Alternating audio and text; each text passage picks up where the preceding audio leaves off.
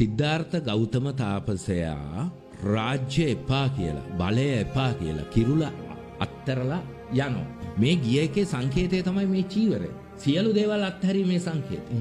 අද භික්ෂුව විසින් ඒක ඒ අත්හැරලා දාපු සියල්ල අත්පත් කරගැනීමේ මාධ්‍යයක් බවට පත් කරගෙන තියෙනවා. මේක මේ විතර ප්‍රශ්නයක් නෙමෙයි. සියලුම ආගම් එහෙමයි ඉතින්. ඇත්තටම දැන් යේසුස් වහන්සේ ආරම්භ කරන්නේ රෝම පූජකයන්ට විරුද්ධව. පූජකයෝ ගෙනියන දූෂිත පාලනයට විරුද්ධව තමයි සහ වෙලෙන්දොත් එක්ක එකතුලා කරපු දූෂිත පාලන විරුද්ධව තමයි ඕ ගිහිල්ලා පල්ලිය කැරලි ගහලා වෙලෙන්දන්ගේ කඩලා දාලා ඕ හැසිරෙන්නේ. දැන් රෝම අධිරාජ්‍යවාදයට මේක ප්‍රශ්නයක් බවට පත් වෙනවා. අර ස්පාටකස්ලාගේ කැරල්ල වගේ තව එකක්. අන්තිමේ යේසුස් වහන්සේව කුරුසයන ගහනවා. ඊට පස්සේ ඒ ආගමම ගන්නවා එතනින් එහාට රෝමානු කතෝලිකකරණය කිරීම තුළින් වහල් ලුන්ගේ පීඩිතයන්ගේ විමුක්තිය උදෙසා ආරම්භ වෙච්ච ආගම අවසානයේ තවදුරටත් ඒක වඩාත් හොඳින් මර්ධනය ගෙනියන ටූල් එකක් බවට පත් වෙනවා. අප්‍රිකාවට සුද්ධෝ ආපු ගැන කියමනක් තියෙනවනේ. ඔවුන් එන විට බයිබලය ඔවුන් අතේ ඉඩම් අප අතේ යනකොට ඉඩම් ඔවුන් අතේ බයිබලය අප අතේ. තව කියමනක් තියෙනවා එක අතකින් තුවක්කුවත් එක අතකින් බයිබලයත් අරගෙන ඔවුන් ආවේ. දැන් අර ඇත්තටම පහුගිය කාලේ කතාවක් හැදුනේ.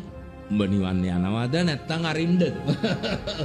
හරි මේවා ඇතුලේ කිසිසේත්ම මේ ශාස්ත්‍රූවන්තයින්ගේ දහම කිසිසේත්ම නැහැනේ. දැන් පාප් වහන්සේ ලෝක සිටියම මැද්දෙන් ඉරක් ගහලා කියනවා සමහර ජාතීන්ට උඹලා මේ පැත්තට ඵලයක්. උඹලා මේ පැත්තට ඵලයක්. මේ කුරුස යුද්ධෙත් එක්ක.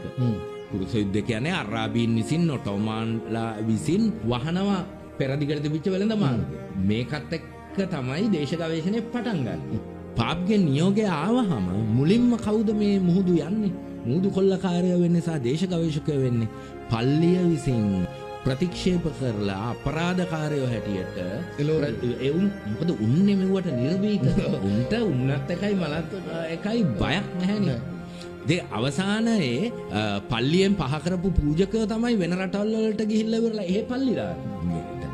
මෙහි ගත්තත් දන්නවනේ ඔය මොකක් හරි බෝග කරගෙන ඔතන ගෙනල්ලා ඉවරලා පොඩි ටකරම් අඩුවක් පටන් අරගෙන විශාල පන්සල් වෙච්චෙව්වා මතක් කරගන්න අපි හැමෝටම මතකයි නේ මේවා. මේක මේ බලයයි මුදලුයි විනෝදයයි මේ සැප සම්පත් ප්‍රමෝදය එක සිද්ධ වෙන එක ටිකට ගොදුරු වුණාට පස්සේ ඒක හඹා යන එක තමයි කතන්දරය. මේක මෑත දෙයක් නෙමෙයි අතීතේ පවා මේක මෙහෙමයි. මහා විහාරය අපි අරගෙන ගත්තොත් රජ්‍යගොල්ලෝ එක වරප්‍රසාද හරි තාන්නමාන්න මේවත් එක්ක බලයක් වෙනවනේ. දැන් සීග්‍රි කාශ්‍යපට එරෙහිව සංඝයා වහන්සේලා දානයකට ආරාධනා කළාම ඇවිල්ලා අර පත්තික් පූජන ආත්තරේ දම් බෙදන්න මේ පැත්තට හරවන්නේ අනිත් පැත්ත හරවනවා. එහෙම තමයි අර අපි හෙජමනිය කියලා ඉවරලා කියන්නේ මතවාදී බලාධිපත්‍ය වැඩ කරන්නේ මෙහෙම. ඉතින් අපේ පන්සල් බිහි වුණේම ඉතින් අරක්කු ව්‍යාපාරෙන්නේ. පන්සල් බහුතරයක් හැදුනේ පන්සල් බහුතරයක්